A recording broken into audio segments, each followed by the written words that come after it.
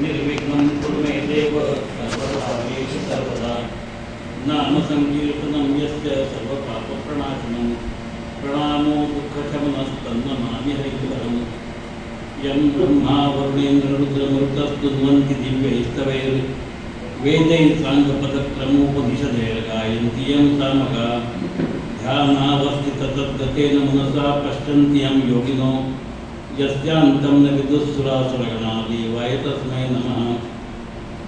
सर्वमङ्गलमाङ्गल्ये शिवे सर्वार्थसाधिके शरण्ये त्र्यम्बके गौरी नारायणि नमोस्तुते।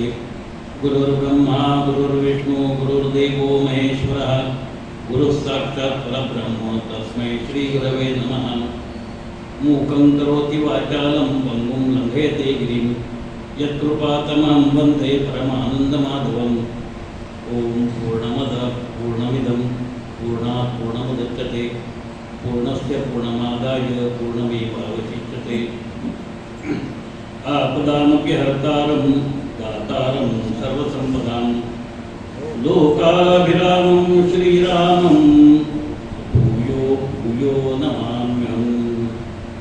धर्माचारिता अमास जगति रामानि धाडीयले ऐसे जाणूनि राम भक्ती करिता ऐश्वर्य हे लाभले।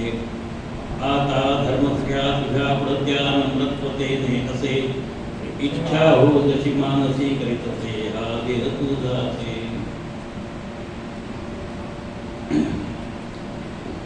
एका वेगळ्या पद्धतीचा विचार आपल्यासमोर ठेवण्यासाठी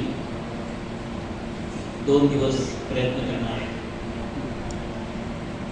रामकथाला सगळ्यांना माहिती आहे। अधिक गोड वाणीत माझ्यापेक्षा सांगणारे अनेक लोक आहेत, चांगलं सांगणार, कथाकृत असतील, कीर्तनकार असतील, रामकथा करणारे असतील, असे वेगवेगळे लोक आहेत. पण आपल्या समाजाला एक वाईट सवय आहे, एखाद्या चांगल्या मानवाला चौकटीत बसवलं की आपण तसे होऊ शकत नाही म्हणून त्याला विसरून जायचं. प्रभू रामचंद्रांच्या बाबतीत नेमकं हेच घडलं. आणि मग रामकथा कोणती, तो देव होता, आपल्याला ते तसं आचरण करता येणार आहे का, असा सगळा एक विचार आपल्या मनावर आघात करायला लागतो आणि आपण कथा म्हणून त्याच्याकडे दुर्लक्ष करतो. हे आपलं दुर्दैव आहे की कथा कशाला म्हणायचं, इतिहास कशाला म्हणायचं, काव्य कशाला म्हणायचं हे आपल्याला कळलेलंच नाही. आणि त्याचं स्पष्ट रूप काय असतं हे कोणी सांगितलेलंही नाही. सगळ्या पुराणांनी एका सुरात म्हटलंय की हा पूर्व इतिहास आहे, म्हणजे पूर्वकाळी घडलेला इतिहास आम्ही तुमच्यासमोर ठेवतो. पण त्याला नाव पुराण असं दिलं. पुरा नव इति पुराण अशी पुराणाची व्याख्या आहे. म्हणजे ते पुन्हा पुन्हा नव्याने अभ्यासावं जे घडत असतं तो जो इतिहास आहे त्या इतिहासापासून काही शिकायचं असतं म्हणून पुराण निर्माण करतात. पण आम्ही सगळे स्वतःला सुशिक्षित म्हणवणारे, माफ करा मला, कारण माझा हा शब्द आपल्याला आवडणार नाही. डिग्री घेतलेला माणूस विद्वान असतो यावर माझा विश्वास नाही. डिग्र्यांचं बोलायचं झालं तर माझ्याकडे पण आहे, त्यामुळे अधिकारांनी बोलू शकतो. शाळेत गेला म्हणजे विद्यार्थी किंवा विद्यार्थिनी शिकली याच्यावरही माझा विश्वास नाही. मी स्वतः ज्युनियर कॉलेजला शिक्षक म्हणून काम केलं आणि त्या अधिकारात सांगू शकतो अनुभवात की पूर्ण जगात कोणी कोणाला शिकवलंच नाही. त्यामुळे कदाचित शिक्षकांना राग येईल. रागालोभाची पर्वा करायची का हा एक प्रश्न आहे. गोड बोललं की लोकांना आवडतं, कडू बोललं की आवडत नाही. आणि मला गोड बोलायची सवय नाही, तुम्ही बोलत आहेत मला इथे. तर मी पनवेलला नवीन नाही आणि मला पनवेल नवीन नाही. हे मी का आपल्या समोर सांगतोय, परंपरेने स्त्रियांनी हे करू नये, स्त्रियांनी ते करू नये, स्त्रियांना हा अधिकार नाही, स्त्रियांना तो अधिकार नाही, असं आम्हाला सांगण्यात आलं. वास्तव वेगळं आहे. माझ्या एका सहकार्याला मी डॉक्टरेटची परीक्षा द्यायला लावली आणि त्याच्यामध्ये 13व्या शतकापासून 17व्या शतकापर्यंतच्या विविध जातीच्या विविध समाजाच्या स्त्रिया, कर्तृत्ववान स्त्रिया असा विषय दिला. तरी सुरुवातीला तुमच्या दरम्यान मला म्हणाला, म्हणजे तुम्ही आता म्हणाले प्रत्येकाचा विषय आहे, कसं काय शक्य आहे? त्याला म्हणतो तुला नीट अभ्यास कर. आणि मग त्याच्या लक्षात आलं की बोटावर मोठ्या एवढ्या कमी नाहीये, हजारांच्या संख्येत अशा स्त्रिया होऊन गेल्या. आमच्याकडचं रामायण हे स्त्रीसाठी घडलेलं आहे आणि स्त्रीने घडवलेलं आहे हे आम्हाला कळतच नाही.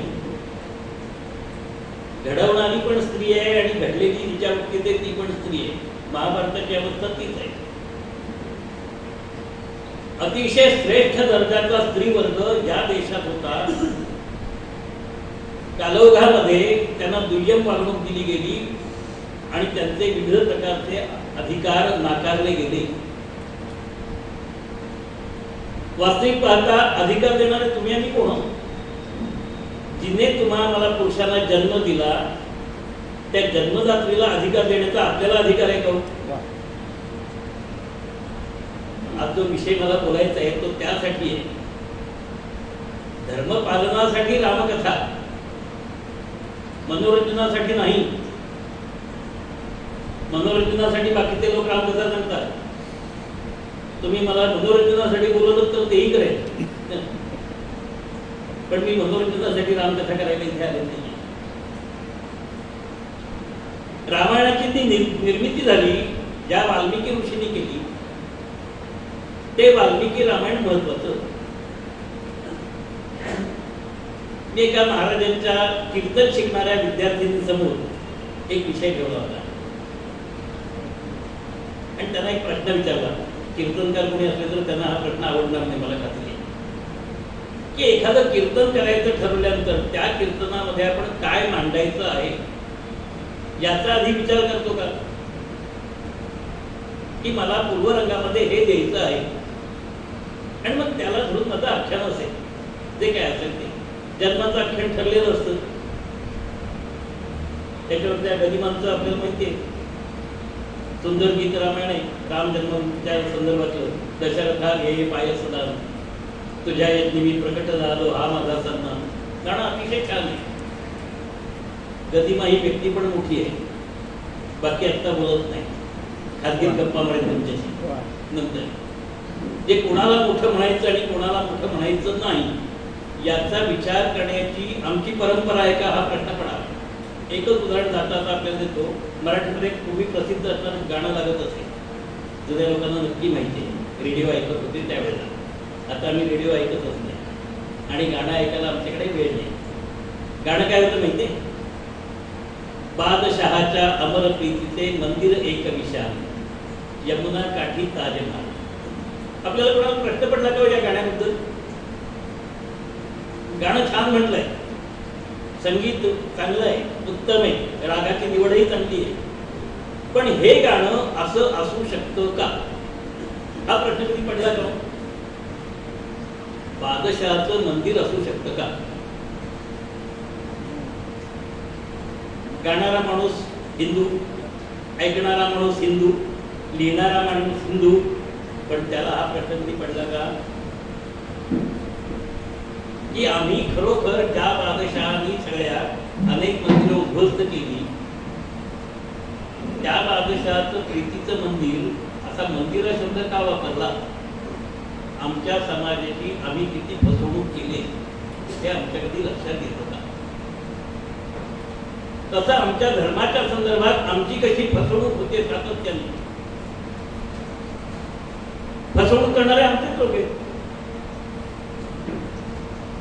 शब्द उच्चारला तर काही लोकांना राग येईल, कारण कटू सत्य ऐकणं हे अवघड असतं. सांगणार आणि ऐकणार दोघेही मिळत नाही. माझ्याशी काही लोकांनी वाद धरला होता. थोडंसं विषयांतर मुद्दाम करतोय कारण मला मूळ धर्म या विषयाकडे येत आहे, नाही तर आपल्याला वाटेल रामायण कथेचा आणि याचा काय संबंध आहे. वेदोक्त आणि पुराणोक्त अशा दोन प्रकारच्या पूजा सांगितल्या जातात. संकल्प कोणता आहे? वेदोक्त आहे का पुराणोक्त आहे? मम आत्मनः श्रुती स्मृती पुराणोक्त फलप्राप्त्यर्थम असं म्हटल्यानंतर, श्रुती स्मृती पुराण असं म्हटल्यानंतर तो संकल्प वेदोक्त आहे का पुराणोक्त आहे? संकल्प तर सगळीकडे हात केला जातो ना. आहे उत्तर आपल्याकडे? आपल्या गुरुजींना विचारू बघा, तेवढी कोणत्या शाळेने तुम्हाला हे सांगितलं? त्याला काही कळतं काय असं ते विचार. म्हणून त्यांना काहीही कळत नाही, आणि हे कळत नाही हे महत्वाचं कळलं पाहिजे. आम्हाला काही कळत नाही. तसं रामायणामध्ये मी जो प्रश्न विचारला होता की तुम्ही किती जणांनी वाल्मिकी रामायण वाचलंय? गीत रामायण वाचलंय, कंब रामायण वाचलंय, किंवा कांबळे रामायण वाचलंय, मेसराम रामायण वाचलंय, जैन रामायण वाचलंय, बौद्ध रामायण वाचलंय? किती नावं घ्यावी? वाल्मिकी रामायण सोडून रामचरित मानस सकट सगळं वाचलेलं आहे. काय सुंदर दोहे आहे, खरोखर सुंदर आहे. पण मूळ रामायण ज्यांनी लिहिलं त्या रामायणाशी प्रतारणा करून लिहिलेलं रामायण आम्ही लोकांसमोर ठेवायचं का? आपण म्हणा प्रतारणा करून म्हणजे काय? रामकथेतला एक संदर्भ देतो आपल्याला. वनवासामध्ये असताना मारीच राक्षसाने हरणाचं रूप धारण केलं. सोनेरी कांचन रूप म्हणतात त्याला. आणि मग रामाला सांगितलं की रामा त्याला जाऊन मारून आणा. आणि लक्ष्मणाला ज्या वेळेला बोलवलं गेलं त्या मारीच राक्षसाने रामाच्या आवाजात हाक मारली, तेव्हा लक्ष्मणाने लक्ष्मण रेषा काढली आणि सीतेला सांगितलं याच्या वेळी जाऊ नको बाहेर. वाल्मिकी रामायणात हा संदर्भ कुठेही नाही. आता इथे प्रश्न असा आहे आपल्याला सगळ्यांना की रामायणाला त्या कांचन मृगाच्या मागे जायला कोणी सांगितलं? उत्तर सगळ्यांना माहिती, सीतेने सांगितलं. म्हणजे त्या कांचन मृगाचा मोह कोणाला होता? सीतेला होता, बरोबर आहे.